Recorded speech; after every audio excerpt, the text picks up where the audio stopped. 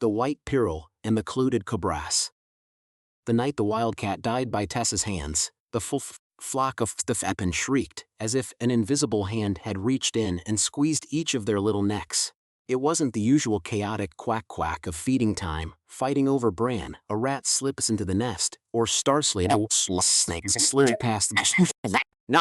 This was a sound that tore through the night. Hoarse, frantic, like children trapped in a cage far too small where the harder they struggled, the more it hurt. And the louder they cried, the closer the darkness seemed to press down on their heads. It was late. The moisture from the riverbank crawled up, childless, clinging to the palm leaf walls, slipping through the woven bamboo, creeping over the dark roots of the water coconuts outside, and settling as a thin, damp layer on human skin. In the shed behind us, Tessa was hunched over, washing the bran basins.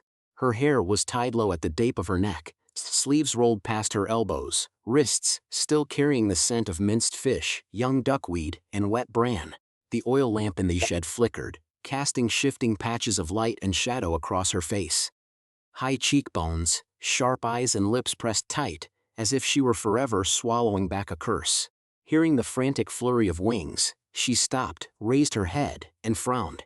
Heavens, I just fed you all. What are you screaming so fiercely for?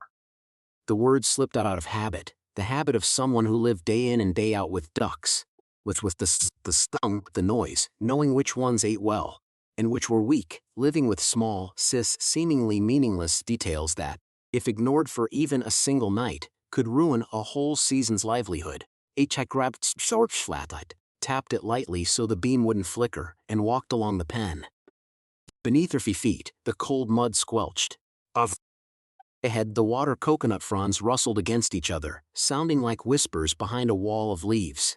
The weak yellow light swept across the panicked white heads of the ducks, across the bamboo mesh, over the sloppy mud on the ground, and over the shadows that thrashed and huddled into a terrified mass in the far corner. Having just fed them, she figured it had to be a cat or a rat causing this racket, and her guess was dead on.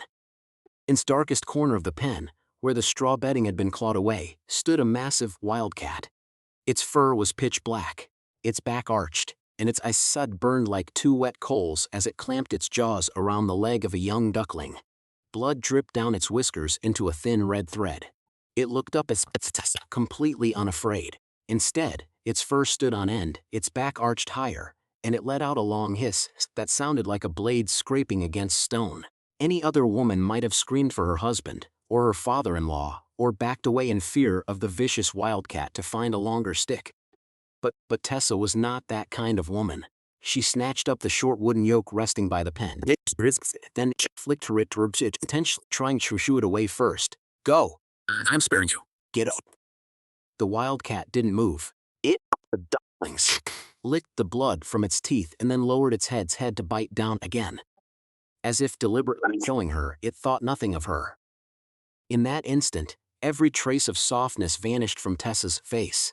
She took a step forward and brought the heavy stick down hard on its head. A dry thud echoed through the shrieking of the ducks. The cat spun like a top, its claws tearing at the dirt, a short, sharp rest in its throat before it lay perfectly still. Its eyes remained open, the light inside them fading slowly like glowing embers drenched in water. They say a wildcat has 9 lives, that it's incredibly hard to kill. But in Tessa's hands, no matter how many lives it had, it was going to die. Who told it to be so stubborn when it had already been offered a way out? She bent down, grabbed its tail and hoisted it up. The cat was heavy, its body hanging long and limp, blood dripping from its mouth onto the pen floor in dark red spots. The flock of still hadn't. They shrank away from her, as if recoiling from the stench of death just dragged up from the mud. If this had been just about a cat eating a duck, things would have ended there.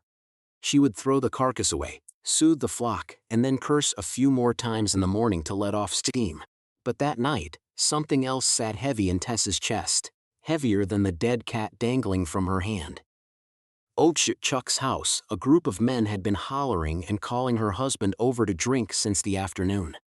Tessa wasn't one to forbid her husband from socializing with the neighbors, especially since the life of a free-ranging duck farmer was grueling.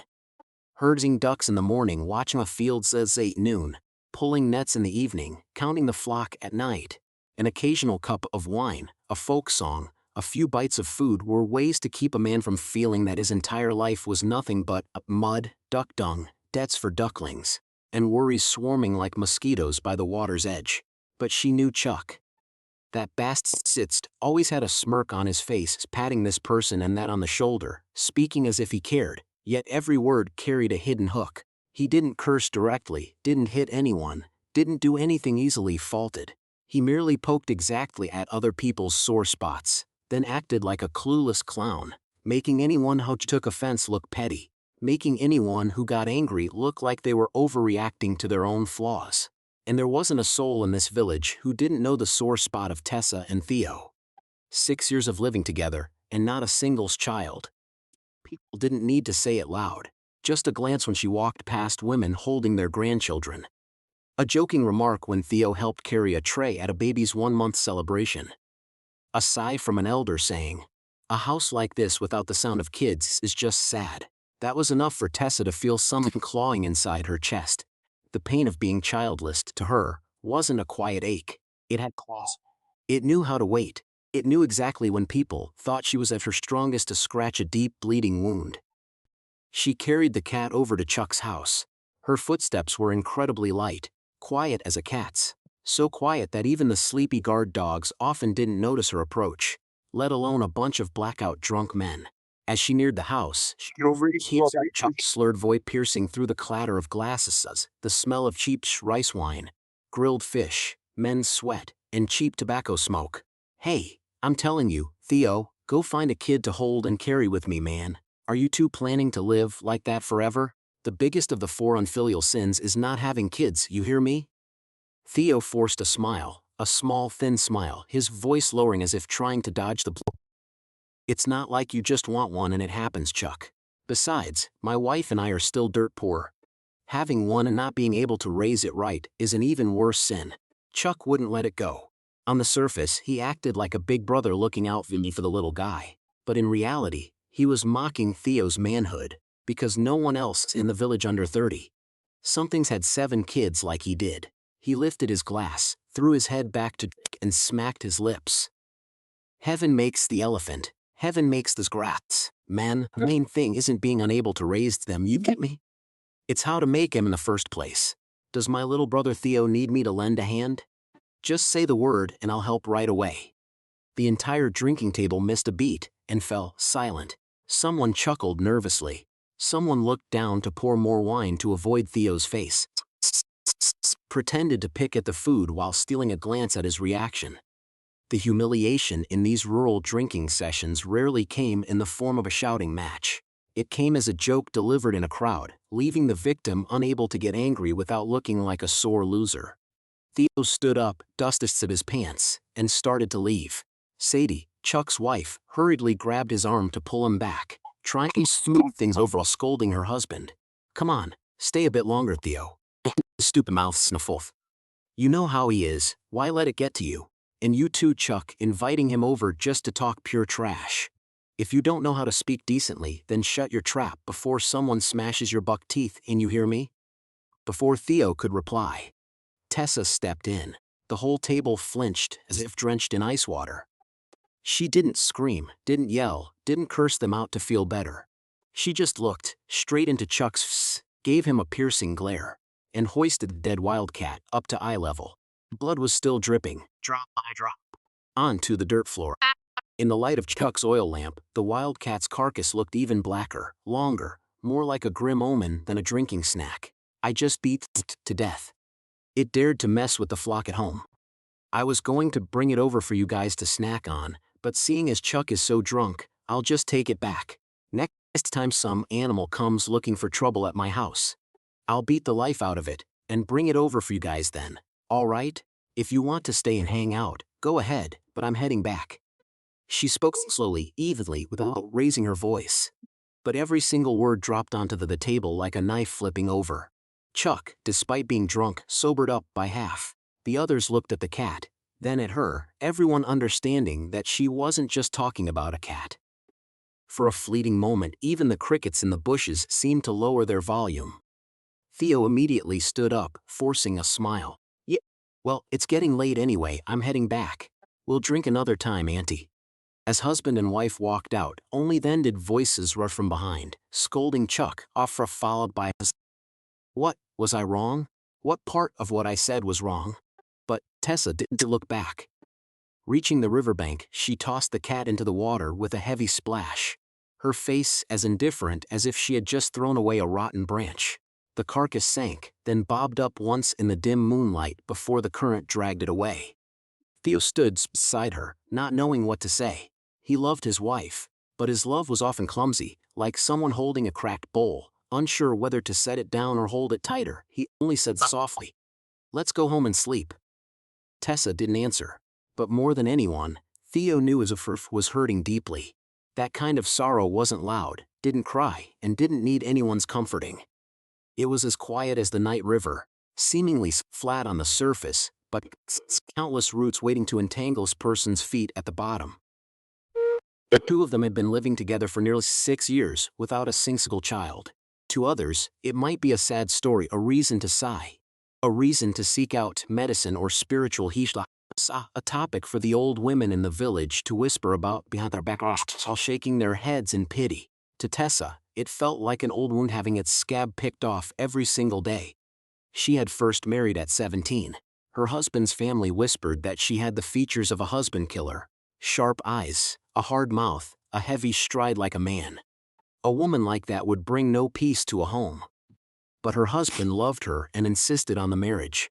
After a little over a year, she got pregnant. Right around that time, her husband's family business inexplicably went downhill and her strong, healthy husband suddenly fell didn't improve, despite seeing treatments everywhere.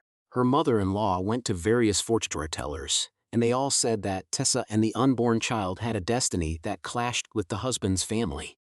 If she stayed, no one would survive. The old woman didn't beat her, didn't chase her out, didn't curse her directly. She simply, quietly arranged to bring home a second wife for her son. She had checked meticulously this time. The fortune teller swore the new girl would bring prosperity to her husband and children, and if the family didn't flourish after she assured, the Telverse promised to smash his own ancestral altar. The day that girl was brought home was the day Tessa packed her things and left. She absolutely could not accept such a degrading life. Not sit in the corner of the house watching another woman step over her threshold.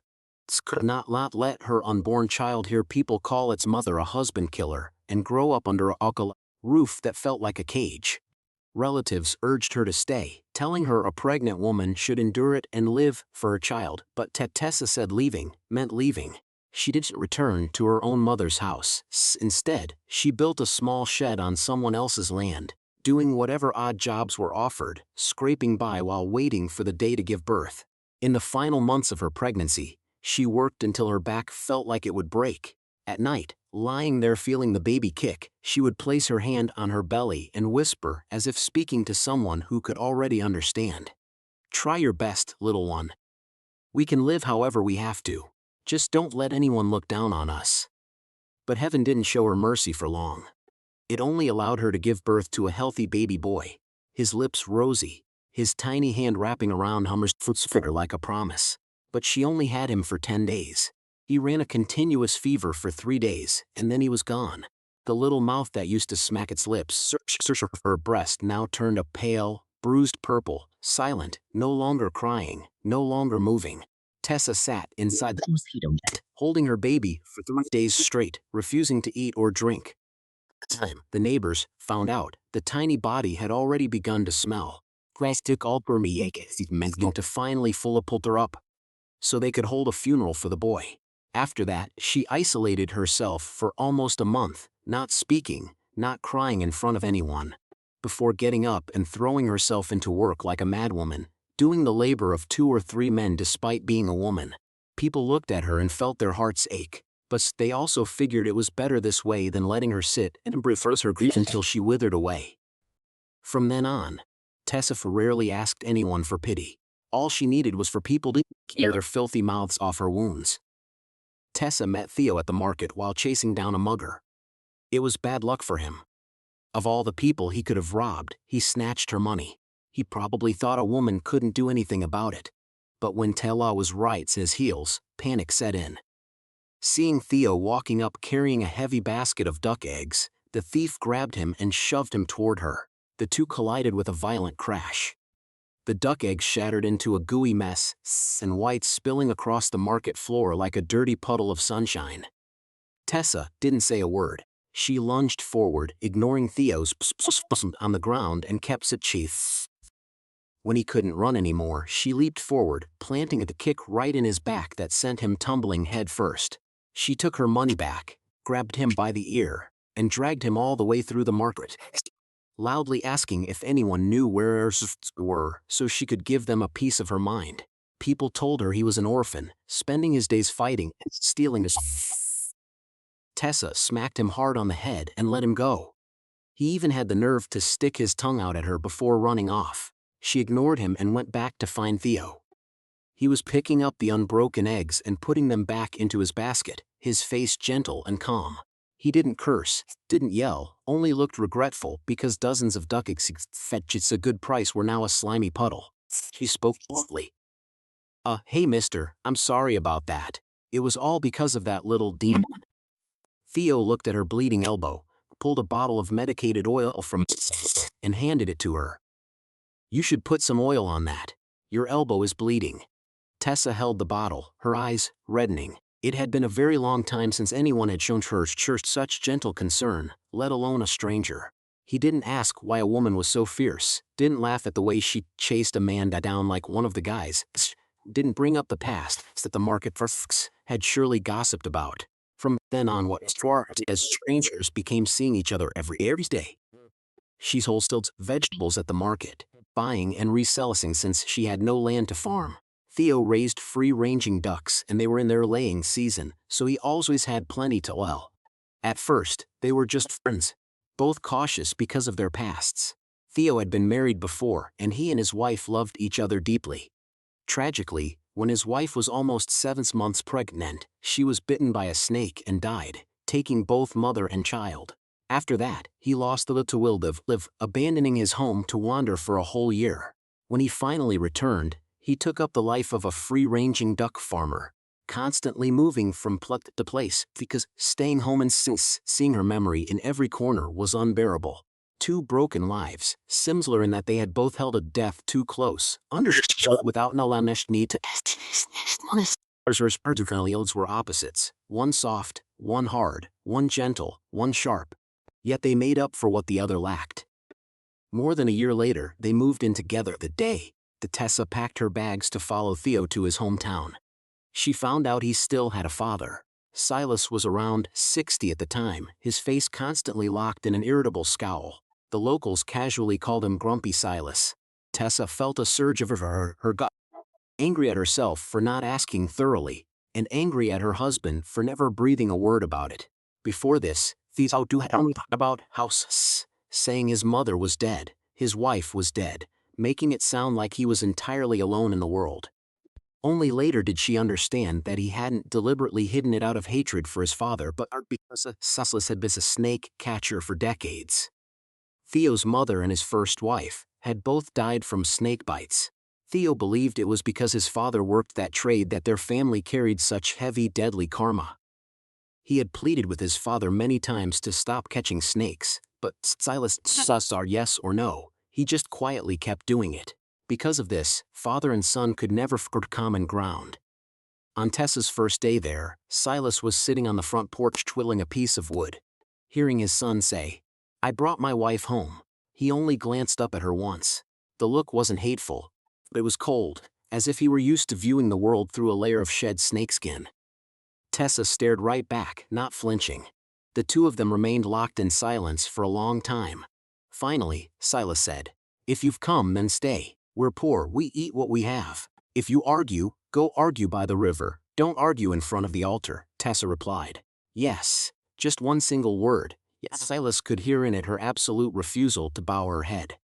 From the day she moved in, every time they went out to herd the ducks across the fields, she insisted her father-in-law come along. His only inheritance was this one son. If they left the old man home alone, his hands and feet would get restless, he'd go catching snakes again, and who knew when he'd ever quit the trade. Plus, it was dangerous work. If anything happened, they'd regret it for the rest of their lives. Both men understood Tessa's intentions, so neither objected. It was just that it was either the threat of them, or the husband and wife talking, or the father-in-law and daughter-in-law talking. The two men rarely managed more than a few sentences without brushing against that old thorn. There were days when Silas was sharpening his small knife and Theo would see it, and his face would darken. There were nights Theo lay awake listening to his father coughing out on the boat's deck, wanting to ask but when he opened his mouth, it came out as, "Go to sleep, Dad, it's late." And Silas would want to tell his son to pull the blanket up so he wouldn't catch a chill, but his mouth would snap. "I know, you don't need to remind me." The father and son loved each other like two people standing on opposite sides of a rushing river, able to see one another but having no idea how to swim across. By October of that year, the ducklings had started eating patty. Back when Theo brought them home from the hatchery, it was back-breaking work. Stitching with Bran, monitoring every single meal, shielding them from the wind, guarding against rats, preventing disease, managing their water, checking constantly watching the flock, so that any sluggish duckling could be separated immediately. People often said, if you want to be rich, raise fish. If you want to be well-off, work. If you want to be poor, raise ducks. Nobody wants to be poor, but sometimes persons doesn't let their choose that whatever fate pushes you towards you clinch. Over 4,000 ducks were packed tightly into the boat's pens. It was noisy and it reeked, but the whole family was used to it. Besides, there were the two geese, General Green and General Red. Theo had rescued them at the market 2 years prior, feeling too sorry for them when he saw them hanging upside down by their legs. He bought them, hoping they'd bring a little luck. They'd grow up to be incredibly smart, understanding whatever he said, and learning to herd the ducks. General Green marched majestically in front to lead the way, while General Red guarded the right flank. If any stubborn duck tried to break ranks, it was done for. General Red would stretch out its long neck, sprint over, and snap right at its thigh or wing, making the duck scream bloody murder. House and the boat, Silas's pair of purple swampfins had that covered. Once, while out catching snakes, he found 2 eggs abandoned in the grass on the bank. He brought them home to try hatching them. 2 chicks emerged. He raised them, but one died. The surviving female wandered off to the river for a few days, just with thought she was gone for good. She returned one evening leading a male behind her, like she was bringing home a groom.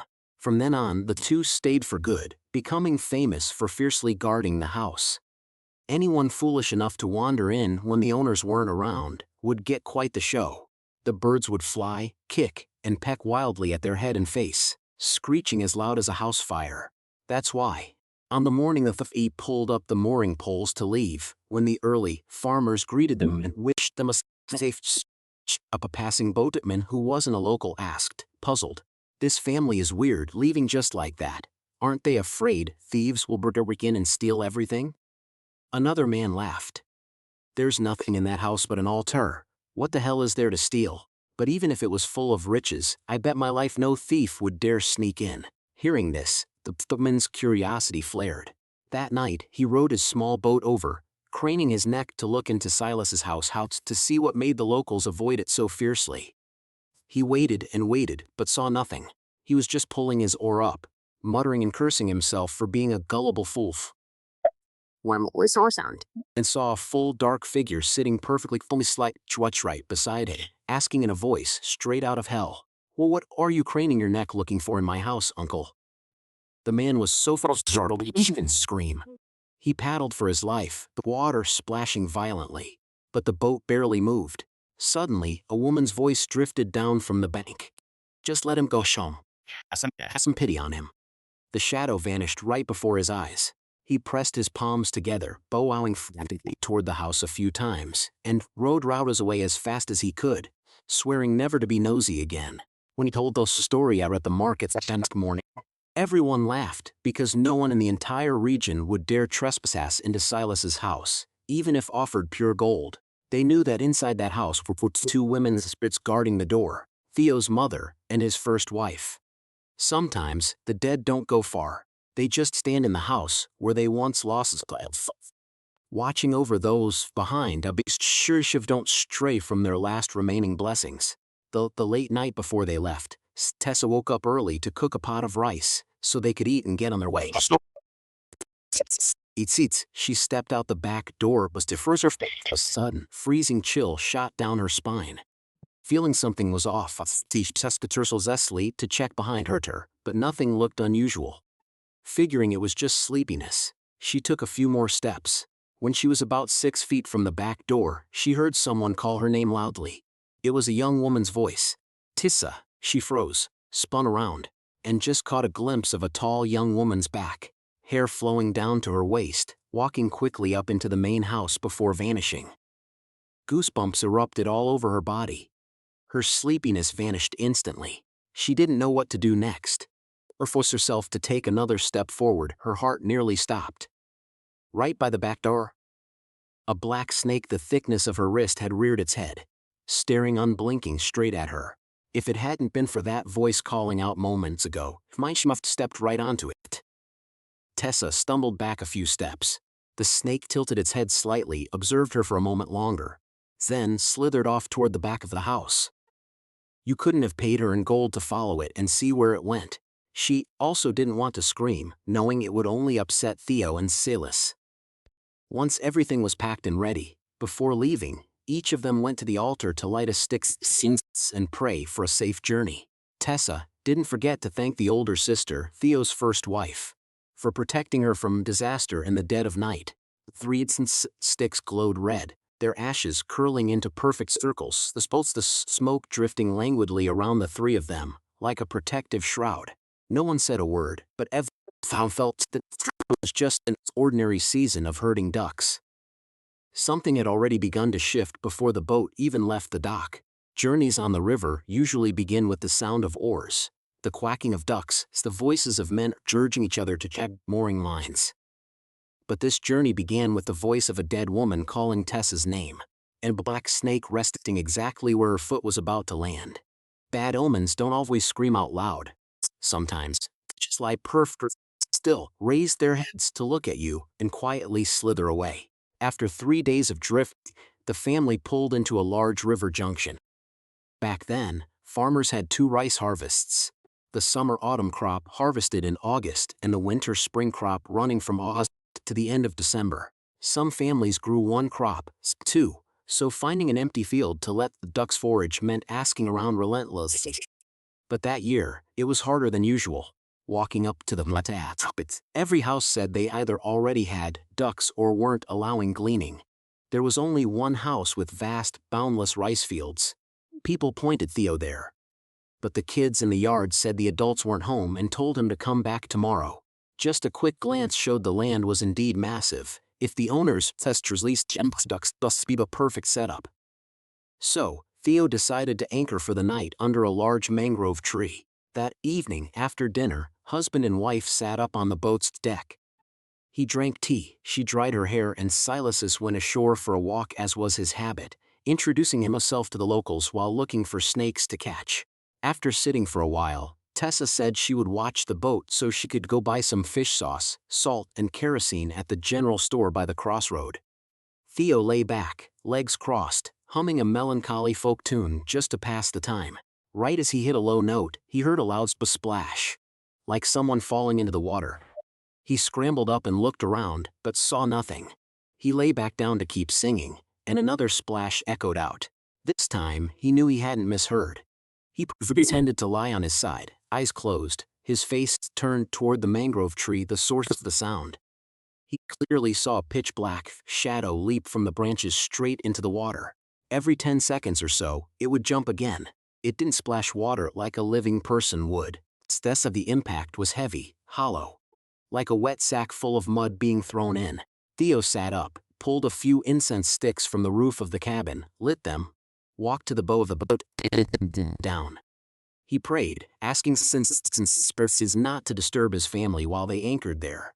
Theo ran into ghosts and spirits all the time. Wandering the fields and banks at night, you were bound to bump into them. But having them play tricks before the sun even fully set, this was a first. When Sir returned later his store spree, she just stared at the mangrove tree for a moment and said, "Someone died there." Theo forced a laugh. "Maybe someone's just playing a prank." Tessa replied, "When the dead play pranks, it usually means they want us to remember them. But if it's the living playing that kind of prank, that's what's truly terrifying." That night, while asleep, Theo's spirit saw himself standing by the bow of the boat, lighting incense, exactly as he had done that afternoon. Suddenly he heard a voice calling down to him from the mangrove tree. "Hey little boy, those ducks look mighty tasty." Theo looked up and saw a young woman around 20. There was a noose around her neck, the other end of the rope tied to a branch of the mangrove. She was smiling, but her eyes were rolled completely back. Her face a bruised, purplish black. The way she called him, little boy.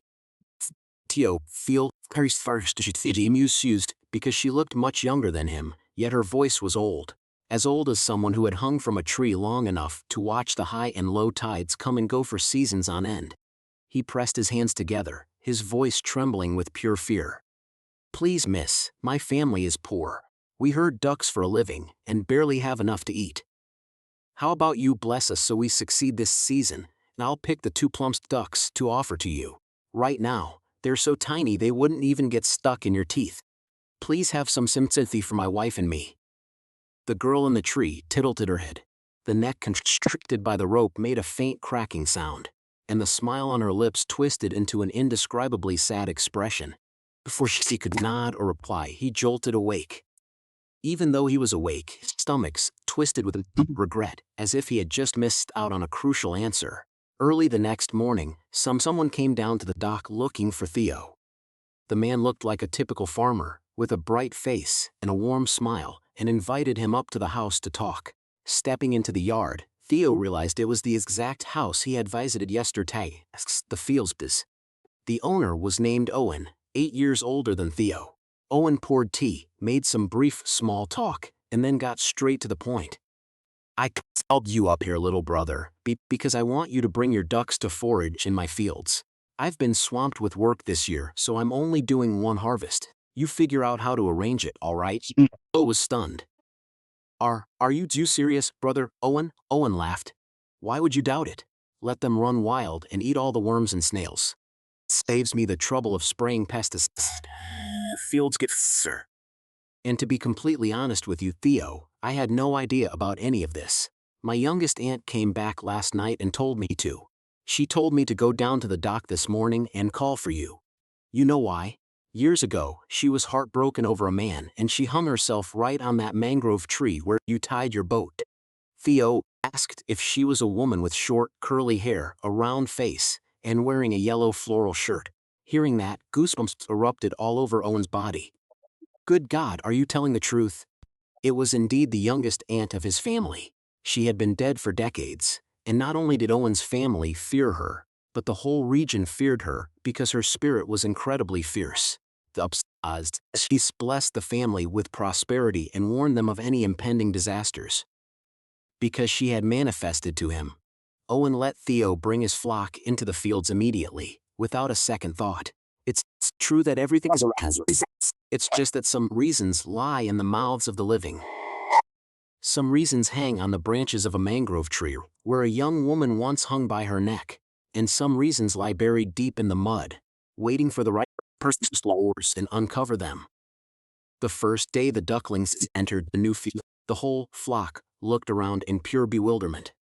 Their snout was still a fuzzy yellow, their eyes wide and round, tilting their heads back and forth, as if they couldn't quite believe the ocean of food laid out before them. General Green marched in front, not because of any great skill, but simply because he was following Theo. Siceless took the left flank, General Red the right, and Tessa brought up the rear. The 3 humans carried 3 long bamboo poles, about 2 or 3 meters long, with frayed plastic bags tied to the ends. The field had been harvested at the end of August, nearly 2 months ago. The stubble had rotted into soft food for snails, and the water level reached just below an adult's shin.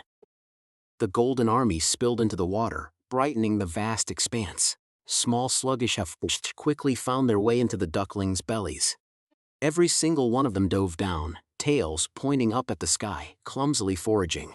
Finding so much delicious food made them greedy, scrambling and jostling over each other.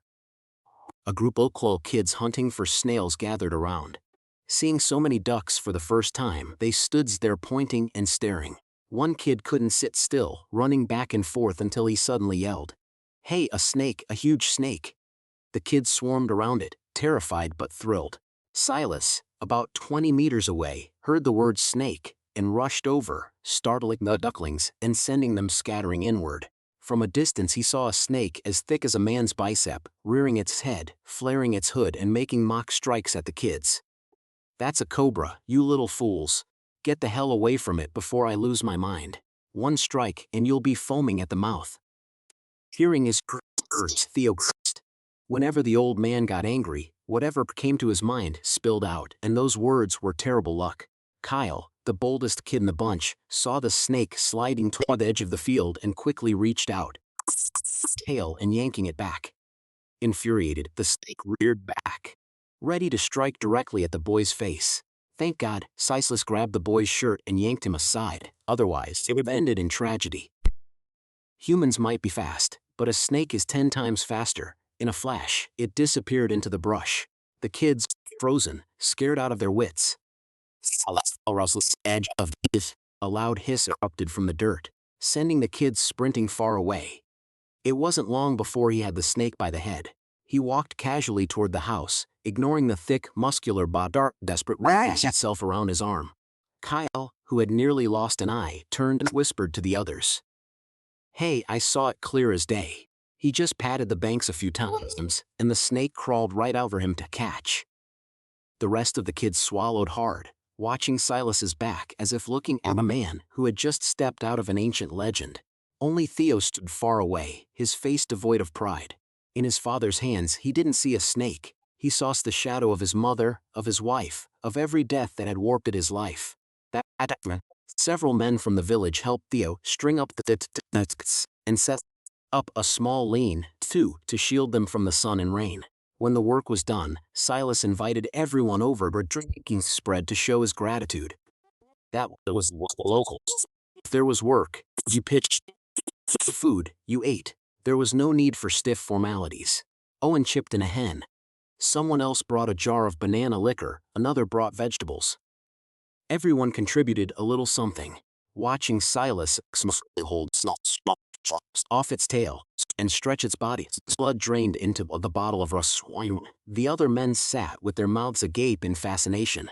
Then, he made a slit down its belly, gently pushed out the gallbladder with his thumb, and asked around if anyone in the village had asthma. Brad was overjoyed, saying they had asthma so bad he was as skinny as a ghost. Silas handed him the gallbladder, telling him to tie it with a thread, dip it in wine 3 times a day, hang it in the shade to dry for 3 days, and wait for him to find the gallbladders of a banded crate and a rat snake to mix into a medicine. That day, Silas treated them to a dish called the Dragon Phoenix blend. Cobra, stewed with chicken and lemongrass. Tessa chopped up white radishes and tossed them in, creating an incredibly fragrant broth. She and her husband couldn't eat steak, so she grilled some dried fish for Theo. Seeing this, Owen tried to stop her. "There's plenty of food, Aunt Tessa. You two don't eat snakes?" Tessa smiled. "No, Brother Owen. My husband, I can't eat snake." "You all go ahead. My husband is perfectly happy drinking with some dried fish." Someone joked that it was funny for a man not to eat snake meat when his father was a master snake catcher. Silas joked back to lighten the mood. "The father builds us up, the son tears it down. That's how it just goes." Bull, the whole table laughed. Only Theo looked a little more brooding. When the men were getting tipsy, Silas pointed at its severed tail and asked Owen if he noticed anything different. Said the tail was stubby, blunt at the end like a water snake. Silas told Sullidsum that snakes possess a spiritual intelligence. They remember those who harm them and will follow them to exact revenge. Any venomous snake with a stubby tail has usually bitten someone to death and then chewed its own tail off as a way to pay for the life it took. If I ever see one with a stubbed tail, I don't care if it costs me my old life, I will hunt it down. Theo's face darkened.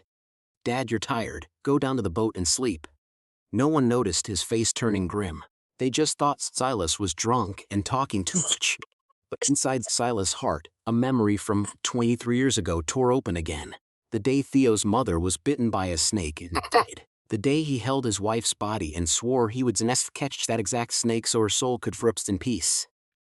That vow turned into a bottomless agony that haunted him his entire life. He was angry at himself, angry at life, angry at heaven for forcing him into this karma.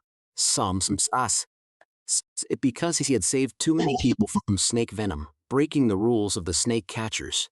That heaven didn't take his life, but forced his loved ones to bear the punishment instead? If so, heaven was far too cruel to him, because this pain was 100 times worse than bearing the karma himself. That night, after everyone had gone to sleep, Silas sat alone on the boat's deck, his back hunched, his fingers continuous turning Psalms 50. He didn't know Theo was standing behind the bulkhead, listening to his heavy sighs. Both of them were awake. Both of them were thinking of the women who had died from snakes. But neither of them took a step closer to the other. The 10 days in Owen's village passed in a state of artificial peace. The ducks ate well and grew fast. Theo and Tessa thought they had finally caught a lucky break. After eating early in the morning, Silas would sling his bag over his shoulder and wander but Leah copies the 2 generals to guard the flock. While the boat was watched by the pair of purple swampfins, he minded his business and they minded theirs. Over the past 10 days, he had gathered enough ingredient for Brad's son's medicine. They were just waiting for the jar of snake gallbladders to steep long enough to help the boy's asthma.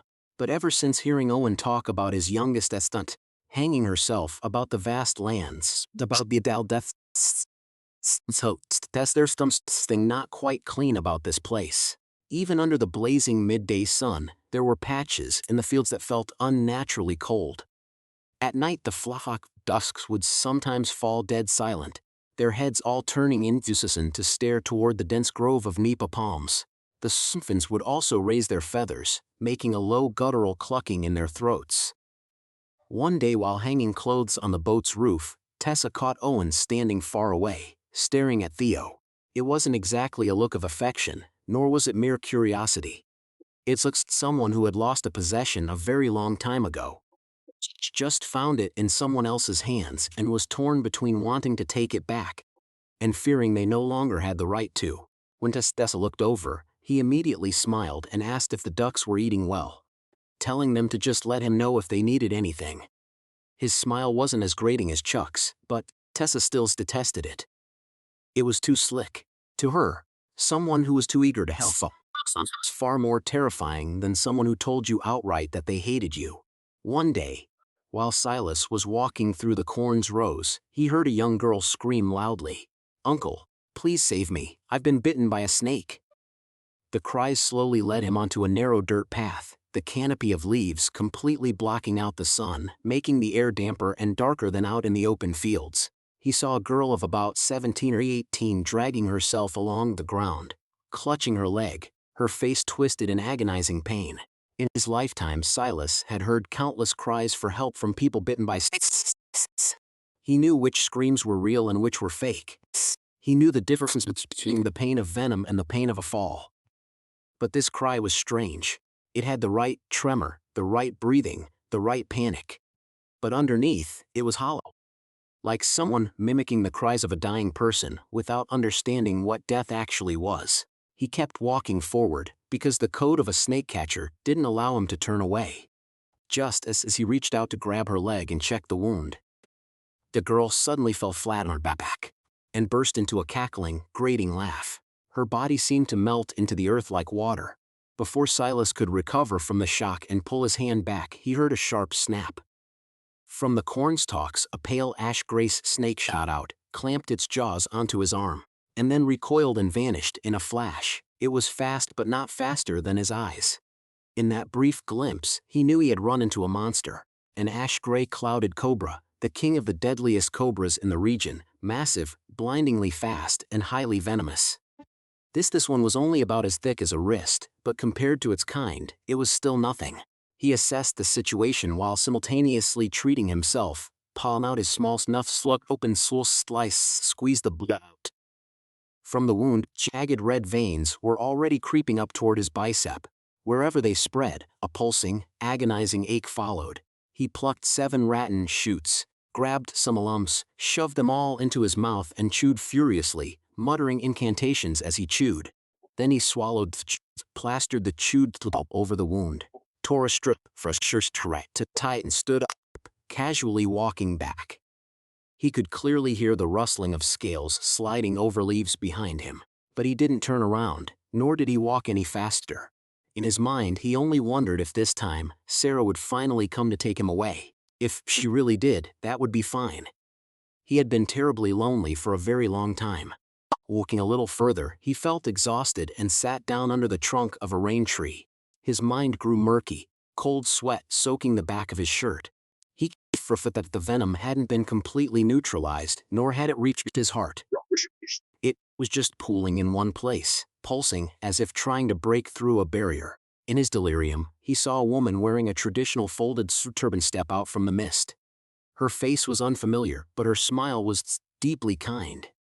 She reached out and stroked his head the way a mother strokes her child. The pain in his arm subsided. He closed his eyes and fell into a long, deep sleep. When he woke up, Theo was sitting beside him, holding his wrist to check his pulse, his face so fraught with worry that it was drained of all color. 5 or 6 people stood anxiously behind him.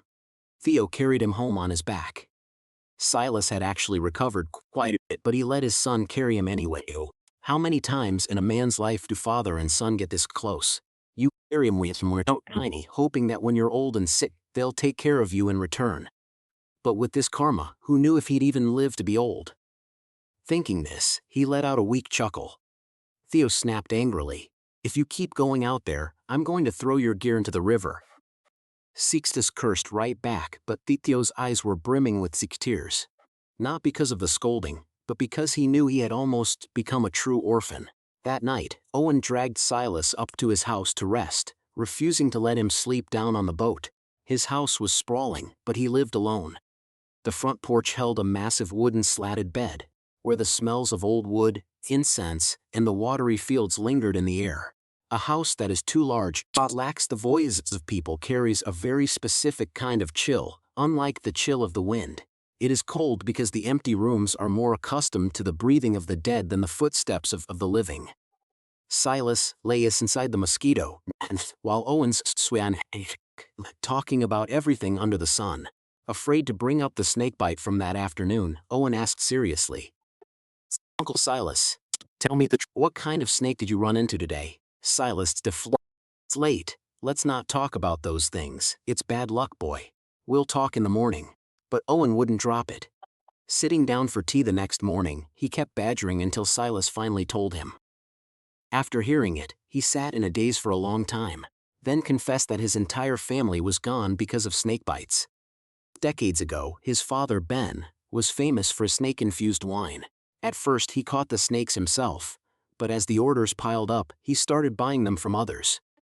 No one knew his secret, but anyone who drank Ben's snake wine never wanted to drink anyone else's.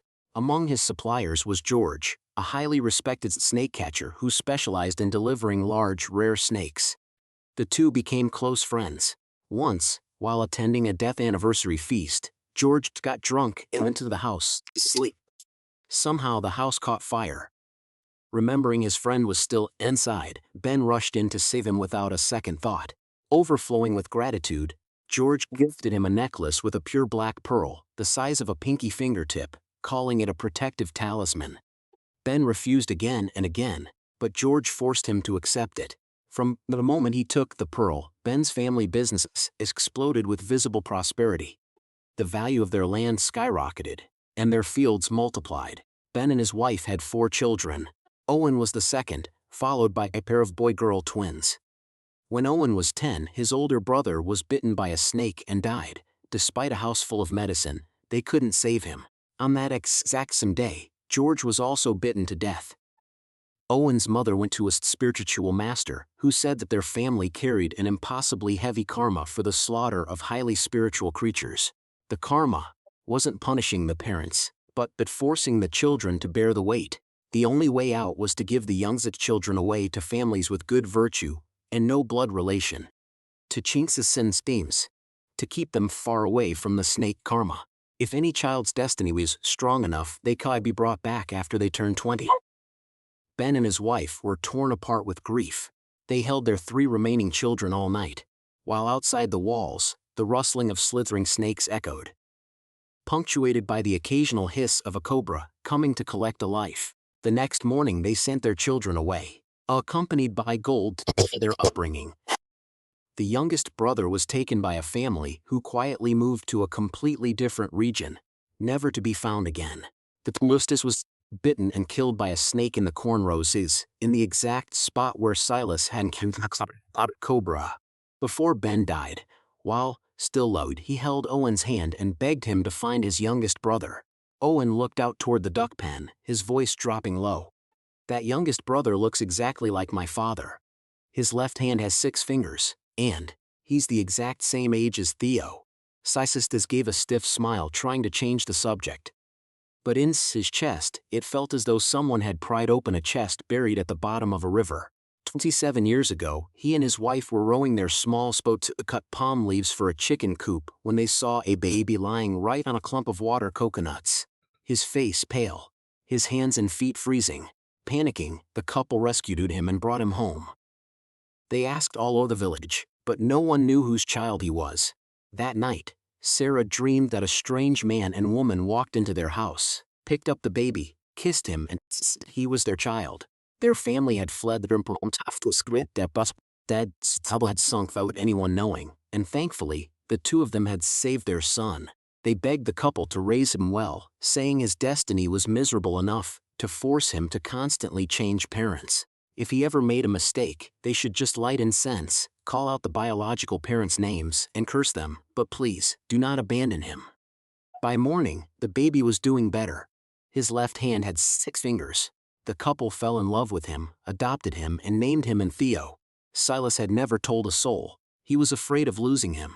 He was terrified that one day, the only son he had pulled back from the brink of death would learn they didn't share the same blood and leave. That was why, when Owen spoke, he didn't feel joy. He only felt cold. It wasn't that he didn't want his son to know his roots. He just heard in Owen's voice the distinct smell of conditions and truth to form. Owen then started dropping hints. He didn't force the issue directly. He didn't say, "Give my brother back to me." He just sat on the wooden bed, Russ's finger around the rim of his teacup, looking out at the fields, talking about how the house was too big, the land too vast, the people lighting incense for the ancestors too few, and how joyous it would be if the lost youngest brother could be found. Then he shifted to business, saying Theo and his wife were working too hard, that even a successful duck season would barely cover their revolving debts, and that if Theo would just acknowledge his roots and return to the Ben family lineages, Owen would give him land, money, and a battle to raid and as the ancestral altars there would have someone to tend them. If not, we would still help. But the word help sounded entirely different. Like a snake's tongue grease and skibbies. Silas didn't tell Theo. That silence, born out of love, became a crack for a different kind of venom to slither through. Kisses are like snake bites. At first, it's just a tiny dot, and you think putting a bandage over it is enough. But if the venom is still in the blood, it will crawl its way to the heart when you least expect it. Then the flock ducks began to die. At first, a few became sluggish, their necks drooping, foam dripping from their beaks. Thinking it was just the wind, Tessa mixed medicine into their bran. By the next morning, by the 3rd day, a massive swath of half-grown ducks lay white across the field, their legs curled, their eyes clouded, a stench of rot rising under the noonday sun. The surviving ducks scattered far away, terrified to get close to their dead kin, as if they themselves could smell that this was no ordinary disease. Theo stood in the middle of the field like a man who had lost his soul. This flock was the family's entire life savings. Losing it meant losing the season, failing their debts, and losing their way forward. Tessa walked among the bodies, lifting their necks, prying open their beaks, checking their eyes, checking their droppings. Her hands moved swiftly, but her face grew colder and colder. But inside her chest, something was collapsing layer by layer. Silas squatted down next to a recently dead duck, pried its beak open, took a sniff, then snapped a piece of slimy stubble and brought it to his nose. His eyes paused, just for a fraction of a second. He didn't say anything right away. He just looked around the bank of the field, where the mud had been trampled into a mess by 100 human and duck feet. Near the fence, there was a strange footprint, a rubber sandal, the heel worn unevenly, mud caked into a clump, distinctly different from the bare feet of the kids. Catching snails and different from the footprints of the men from the village who had built the lean-to. The tracks led from the ditch directly to the spot where leftover bran had been dumped the day before, then circled back toward the nipa palm grove. Silas used the tip of his bamboo pole to lightly scrape the mud nearby. A pungent, acrid smell wafted up, not the smell of mud and not the smell of rotting carcasses. Tessa frowned sighed. Silas glanced at her and gave a slight nod. Don't speak too loudly. Theo heard it, his face turning pale. What did you say, Dad? Silas stood up, slushing off his hands very slowly. Nothing certain yet, let's wait and see. But his words nothing certain yet made Theo's heart colder than an absolute guilty verdict. People gossiped that it could be disease, the field water, or maybe someone had poisoned them. Someone mentioned Danny, a local loafer who hung around Owen's house, and despised Silas because the old man had once scolded him. But Theo still insisted that they shouldn't accuse anyone unjustly. If their flocks had simply caught a disease, falsely blaming someone would be a sin. He said that because he was gentle, but also because he was afraid of the truth. The truth that once someone had deliberately killed his flock, that village taken in was no longer safe ground. The Owen stepped forward, offering to cook half the cost of the ducklings, saying he felt guilty since the ducks had died in his fields. As he spoke, Tessa looked down at his feet. The edges of his sandals were clean, but right on the hem of his right pant leg was a streak of stiff, dry, ash-gray mud. The kind of mud only found on the dirt path behind the nipa palm grove, not the field mud in front of the house. He caught her staring, immediately pulled his leg back a fraction and smiled. It's a flooded field, Tessa. There's mud everywhere. Tessa didn't reply. His smile was both slick and trembling. People dug holes to bury the dead ducks, scattering several bags of lime over them. The smell of lime mixed with the dist of dead mud and the scorching sun, creating a harsh, choking odor in the back of the throat. Tessa herded the surviving ducks into the pen and went looking for Silas, but he was nowhere to be found. The boat was Mercedes' tools, and the small dinghy was gone. Driven by a fierce premonition, Theo borrowed a boat and frantically toward the nipa palm grove. The place, the villagers said, was home to a pair of clouded cobras that had claimed countless lives. Tessa stood on the bank, pacing back and forth, clasping her hands and praying to her mother-in-law and the first wife to keep the two men safe. She didn't know how much she truly believed, but when a person is consumed by terror, their mouth instinctively calls upon the dead to whom they owe a debt of gratitude. A while later, Theo rowed the dinghy back, carrying Silas, who was lying perfectly still, his eyes squeezed shut, along with a large, heavy sack. Everyone thought Silas was dead, but his father was still alive. The sack was carried by Theo with utmost caution. The edges of it occasionally shifted slightly, as if something long and heavy was coiling inside. No one dared to ask too many questions. Even the wind across the fields seemed to stop, waiting to see what would emerge from that sack. Sistisant regained consciousness immediately in front of everyone. He let his body lie motionless, his breath incredibly faint. His eyelids shut like a man who had just narrowly escaped death. But his hand, hidden beneath the blanket, gripped a small object tightly, a tin bottle cap, smeared with ash-gray mud and a streak of pungent liquid. He had picked it up at the edge of the nipa palm grove, where the footprint of the unevenly worn rubber sandal had been. When Theo carried him home on his back, he had leaned close to his son's ear and wheezed. "Don't yell. Let him think I don't know yet." Theo, whose body was still shaking from the fear of his father dying, felt his blood run cold upon hearing that. He didn't ask who he was, because in his mind, he could already faintly see the scattered pieces snap together. The duck deaths that didn't look like a disease, the sharp smell of pesticide on the bran, the strange mud streak, The story Owen had told about his lost youngest brother. The man stared at his six-fingered hand. The offer to help where every word felt like a price tag. Tessa wasn't sitting idle either. While everyone was focused on Silas, she quietly walked around the duck pen one more time. Right by the bank of the ditch behind the lean-to, she found a small scrap of plastic bag, wedged under a bamboo stake, smeared with a milky white powder that had clumped together from the water. She turned and grimaced. It wasn't lime, it wasn't bran, it was pesticide. Not far away, the mud bore a footprint smaller than an adult man's, an uneven rubber sandal with a horizontal scratch across the toe. Tessa told no one. She only turned to look at Danny, who was lingering behind the crowd.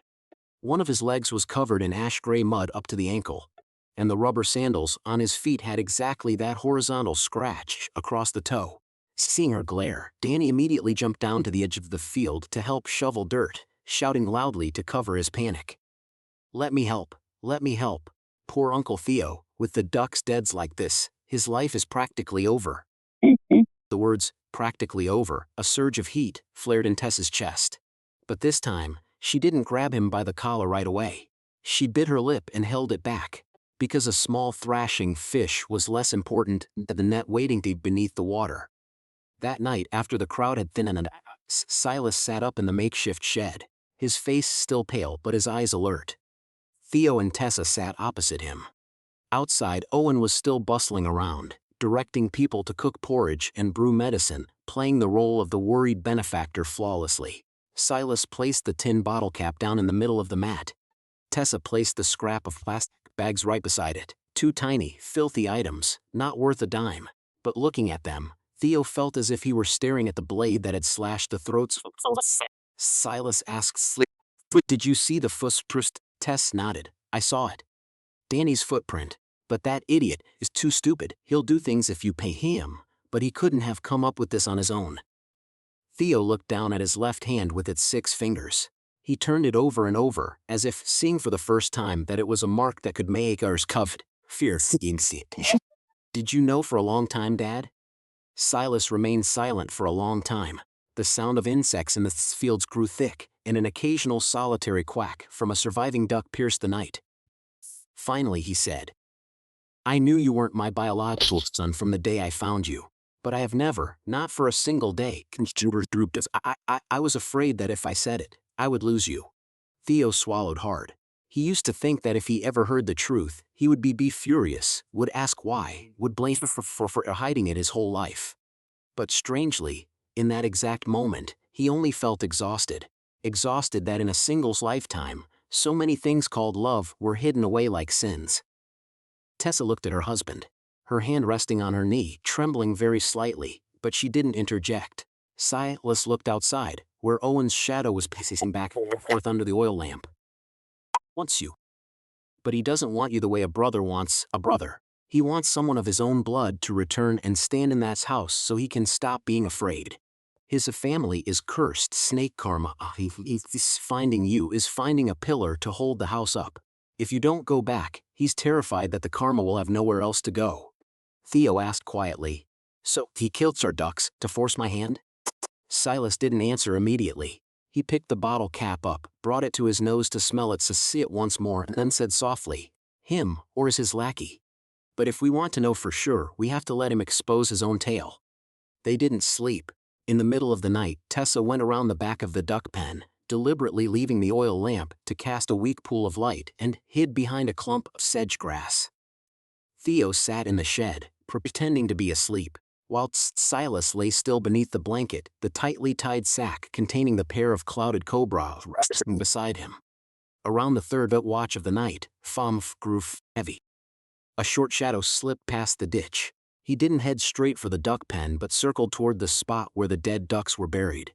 Light scrapes away the soil at the edge of the pit, as if looking for something he had left behind. Tessa recognized the slight limp. His right foot had been pricked by a thorn a few days ago, and the sandals with the scratched toe. Danny. But Danny wasn't acting alone. He kept glancing toward Owen's house where the red ember of a cigarette flickered under the eaves. The person standing there didn't step out into the field, just stood in the shadows, smoking, waiting. Tessa gripped the stick in her hand tightly, clenching her jaw until it ached. She could have rushed out and beaten Danny senseless for then, but she remembered Silas's words. The small fish is less important than the net. Danny dug for a moment and pulled out a small broken-necked bottle. A pungent smell wafted into the air. Just as he shoved it into his shirt, Theo stepped out of the shadows. Looking for something, Danny? Danny jumped out of his skin, the bottle dropping into the mud. Tessa stepped out from the sedge grass behind him. Silas sat up in the stwell, was his voice not loud but enough to make the entire field turn ice cold. Don't run, there really are snakes out here. Danny froze in his tracks. The ember of the cigarette under the eaves of Owen's house instantly went out. The figure in the darkness vanished into the house. The dead didn't confess everything right away. He denied it. He cursed. He said he was just taking a leak, saw a weird bottle and picked it up, and that the poor folks who lost their ducks just wanted to frame him. Tessa stepped forward and slapped him so hard. His head whipped to the side. He spat a mixture of saliva and blood onto the ground, his eyes a mix of fear and stubborn defiance. Even if you kill me, that's what I'll say. I did poison them. Did you see me drop it? Theo looked at him, his voice still soft. Didn't see it. But I saw you pick up the bottle to hide it. Danny gave a sneering, trembling laugh. It's a bottle in the middle of a field. Anyone could have dropped it. Are you blaming me for everything that goes wrong? Silas walked over, picked up the broken bottle, and looked at the streak of struve mud caked around its neck. Nipa palm grove mud. Not the mud from this field. The bottle hasn't been in the dirt long, because as the label hasn't completely peeled off, and the smell of the pesticide is very fresh. You came here to dig up, which means you knew it was here. Knowing it's here means you either buried it yourself, or you saw the person who did. Which one is it? Danny fell silent for a beat. That silence told everyone more than a confession ever could. But he still didn't say Owen's name. Someone had paid him to keep an eye on where Theo's family went, told him that if anyone asked, he should say the ducks were sick, and that the bottle was his, used for fishing, which he had because he was getting fined. Tessa let out a cold laugh, catching fish with poison in someone else's fields and dropping exactly where our ducks' food is. What an amazing insistence. Danny looked down.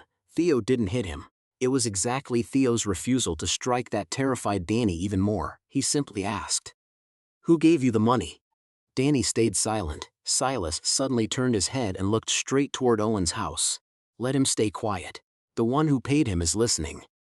The moment those words fell, the loud scrape of a chair being pushed back violently across the tiled floor echoed from Owen's house.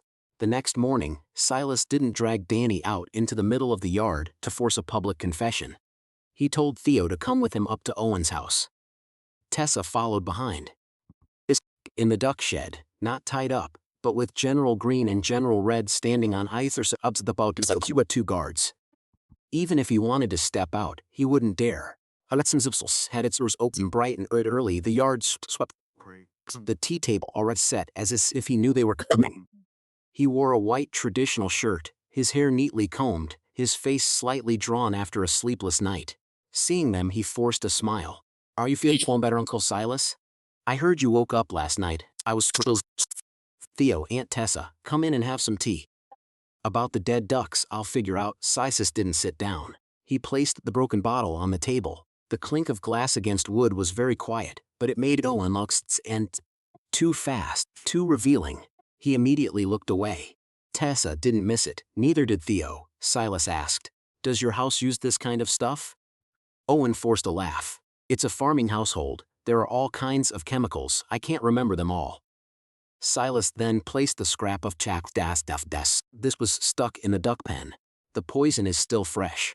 Danny's footprints straight from the Nipa palm grove. And the hem of your pants yesterday was covered in Nipa grove mud, not field mud. Tell me, the night before the ducks died, what were you doing out by the Nipa palms?" Owen bit his lip. "I went to check the water levels. It's my land, Uncle." "Your land," Silas nodded. "The snakes are on your land too. Your youngest aunt hanging herself is on your land. The graves of your family are on your land. But Theo is not your land." That last sentence made Owen's face twitch. He looked down at Theo's left hand. 6 fingers rested on the surface of the table. quiet hand. Callous from rowing boats, catching ducks and hauling nets. It didn't look like the hand of a wealthy family's lost son. It looked like the hand of someone who had lived with the mud for far too long. Owen's eyes were filled with both intense craving and terror. He swallowed hard and said, softly, "When you say that, you're wronging me, Uncle. Just want to claim my brother." Theo looked at him. "If you want to claim your brother, then say it. I would listen. Did you have to kill the ducks?" Owen turned his face away. "I didn't."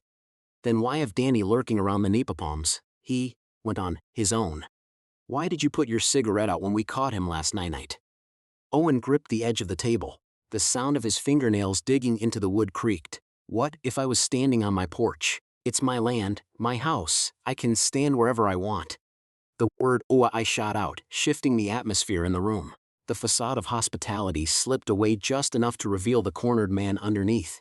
Silas sat down then, slowly, as if offering him a path to speak. "Say it. Say it with your own mouth. Because if you leave it to me, it's going to be very hard here." Owen let out a laugh. But it was dry and hollow. "Hard to hear?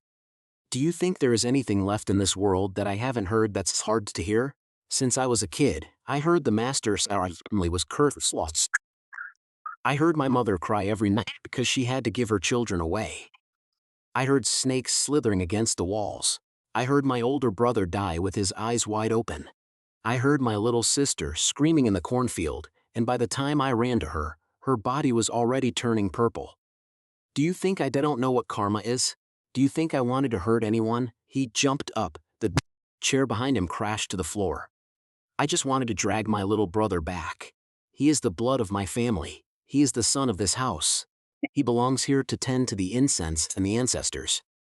He has to stand in this house so my parents down below know that our bloodline hasn't been completely severed. You raised him, and I will never forget that debt. But you don't have the right to keep him forever. You don't have the right to hide him from us." Theo remained perfectly still. "If you wanted to claim me, you should have spoken up. I would have listened. Why kill the ducks?" Owen breathed heavily, his eyes reddened. Not with tears of repentance, with burning resentment. "'Cause you wouldn't come back." He pointed directly at Theo.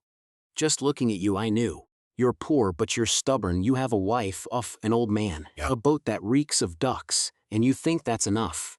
If I've offered you money or land, you'd just shake your head. Uncle Silas sitting right there would say the debt of raising you outweighs blood ties. Your wife would look at me like I'm a snake. And then you'd leave. You'd leave just like when you were taken away as a child. You'd leave this house to remain empty.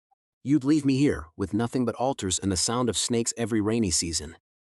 So what was I supposed to do?" He gave a twisted smile. "I didn't want to kill anyone. I just wanted to trap you here. The ducks died. You'd need money. If you needed money, you'd have to listen to me. If Uncle Silas encountered a clouded cobra, you'd realize how vicious the karma of this house really is. I thought that if you saw death that close, you'd understand that blood isn't something you can just walk away from." Tessa stepped forward, her eyes ice cold. You think Fox is how I show love to your brother?" Owen turned to her, his voice sharpening. "I'm not talking to you. But you touched my food, my husband, and my father-in-law, so who exactly are you talking to?" Owen opened his mouth to reply, but looking into Tessa's eyes, she wasn't screaming. She wasn't making a scene. It was precisely her chilling calm that made his scheme feel incredibly pathetic. Silas spoke up then, his voice low. "You've been bitten by a snake for years, Owen. Not a snake in the fields. A snake inside your own head. It bit you the day a bird the master declared that the only way to survive was to find someone else to stand in the place of death." Owen roared. "What do you know? Have you lost your entire family to snakes?" The room fell dead silent. The moment the words left his mouth, even Owen realized he's made a terrible mistake. Theo looked up. Silas stared at him for a long time, his old eyes dry and hardened. Theo's mother died from a snake, his wife died from a snake. I've lived with those two graves for decades. Are you asking me if I know? Owen took a half step back. Silas continued. The difference is, when I'm a fool, I bear the weights of self. I don't take someone else's hand, spit in snake's mouth, and blame karma? Owen gasped for air. A part of him wanted to lunge forward, flip the table, curse, scream that it was all unfair. That heaven and earth had been unfair to him first, so he was only taking back what was rightfully his. But another part of him, the part that felt shame, looking at Theo's six-fingered hand. And then down at the broken bottle on the table. The pungent smell of pesticides still seemed to rise, sharp and acrid swords on his throat. He slumped back into his chair, burying his face in his hands. He didn't cry immediately. He resisted a moment longer, like a snake whose head is pinned, but whose body still thrashes. I didn't tell him to pour that much. I only told him to make ducks sick, to kill just a few. I didn't want them all dead. I didn't want Uncle Silas to die. I stopped. Because the word just was sickening enough on its own. Just kill a few. Just scare them a little. Just push people into a corner just enough so that you can call it a rescue. He looked at Theo, his eyes red but no longer fierce. I was so scared, Theo. This house is huge, but every night I hear what sounds like I can't sleep. I light incense all the time, but Mom and Dad never come back. The youngest aunt comes back, but she only sits at the porch. She never steps inside. I thought if I found you, everything would find peace. I really thought so. Theo answered very softly. You thought I was a talisman to protect your house. Owen snapped his head up. That sentence struck the deepest nerve. Twist his face agony. I'm your biological brother. Theo looked at him. Not with anger, but not with softness either. A biological brother who treats his own sick like a talisman is no different from someone treating a snake like medicine. Both are just safe to bear the weight of their own fear. Outside in the yard, the wind blew through the mangrove tree in the distance. No one mentioned the youngest aunt, but all four of them felt as if a figure hanging from a branch was looking towards the very house. Owen bowed his head. This time, tears for real, and they were not the cheap tears of someone begging for mercy. They were the tears of a man forced to stare directly into his own cowardice, with nowhere left to hide. Theo stopped. He placed his six-fingered hand on the table, right next to the broken bottle of poison. I know my roots now. I will also light incense for my biological parents if you allow me. But I won't come back here. I've lived with my dad since I was a baby. I'm used to it. I still have my wife, my boat, and that flock books to drink. That flood is blood, but the debt of being raised is a debt. Stop taking your family's pain and pushing more death onto mine. Owen gripped the edge of the table, trembling. Then, what do I have left? Theo looked around the massive house, looked at the cold altars, looked at the man of his own blood slumped amidst a pile of conditions he himself had created. You have the chance to stop making other people die for your fear. That sentence couldn't save Owen. It only left him to continue living, finally having to face his true self. The pair of clawed cobras was ultimately not killed for drinking snacks or sold for gold. Silas took them out to a distant marsh, set up a small altar, and used old snake blood, the white pearl, and Ben's vow to partially release the vengeful karma.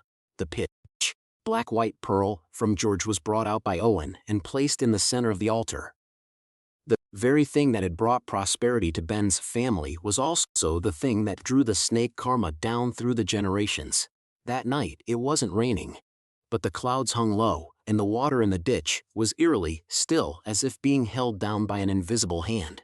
Silas laid out a yellow cloth on the mud, planted incense at the four coursers, and placed the pearl in the center. Up close, the pearl wasn't entirely white, nor was it entirely black. It had a bizarre color, like white moonlight soaked in ink for far too long, with a cold, pale green streak occasionally flashing deep within it. Inside the sack, the two clouded cobras initially thrashed violently, the canvas bulging and deflating, as if two living logs were coiling around each other. But when the pearl was set down and Silas had to chant the prayer, they slowly went still. A cold blue flame burned low on the surface of the water, illuminating the two cobras. When the sack was slightly opened, they lay coiled, their heads raised, staring at Silas with eyes that were no longer fierce with the intent to attack, but chillingly perceptive, as if they could understand. Standing a distance away, Tessa felt as though countless unseen eyes were watching the altar. The people of Ben's family who died by snakes, the friend, George, the young girl in the cornfield. The snakes that were steeped in wine, skinned, drained of their gallbladders, labeled as medicines, turned into something for the living to believe would make them stronger. Owen knelt behind Eyeless, his shoulders shaking, but he didn't dare cry out loud. So spoke to the snakes, his voice raspy. Every grievance has a source, every karma has a path. The living are foolish, greedy, and bloodthirsty, so the living must pay. Do not blindly bite children, do not claim the lives of those who owe you nothing. As for me, I have caught snakes for half my life. Whatever sins I have committed, I will bear them myself. The two clouded cobras raised their heads higher. One let out a very soft hiss, a sound that was no longer a threat, but just like what's right. Silas placed his small toe down in front of him, sliced slowly into his palm, and let his blood drip onto the dirt. My share, I will pay off slowly. Do not touch my son, he owes you nothing. The wind kicked up. The black and white pearl on the altar vibrated slightly, as if an eye inside it opened and then closed. No one knew how much of the karma the ritual truly managed to dispel. All they knew was that after that night, the pair of clouded cobras never appeared in the Nipa Palm Grove again. Some said they slithered down into the great river, vanishing toward the distant forests. Some says they were still there, but no longer bit people unprovoked. Some said Silas hadn't actually erased the karma, merely redirected it, changing it from a debt of blood to a debt of memory. Owen sold off a portion of his land, set up altars for his parents and lost siblings, and publicly apologized to the village. But the way people looked at him was never the same. He wasn't punished by the law, because Danny's actions, the dead ducks, and the collapsed schemes were all half-truths and shadows, so leaving no clean evidence. But there are sentences that aren't handed down in village halls or courthouses. From then on, every rainy season, Owen would hear the sound of snakes slithering along his walls, even though he never saw a single one. Every night when he slept, he dreamed of the 3 children being taken away from the house, each one turning to look at him. Not with blame, but only to ask, did you look for fuss out of love or out of fear? As for Danny, he didn't die, but he wasn't let off scot-free either. Silas made him carry every single remaining dead duck to be buried, scatter every bag of lime with his own hands, and rebuild every single fence post. Tessa stood and watched him work until the sun dipped low. He cried as he worked, but she didn't scold him anymore.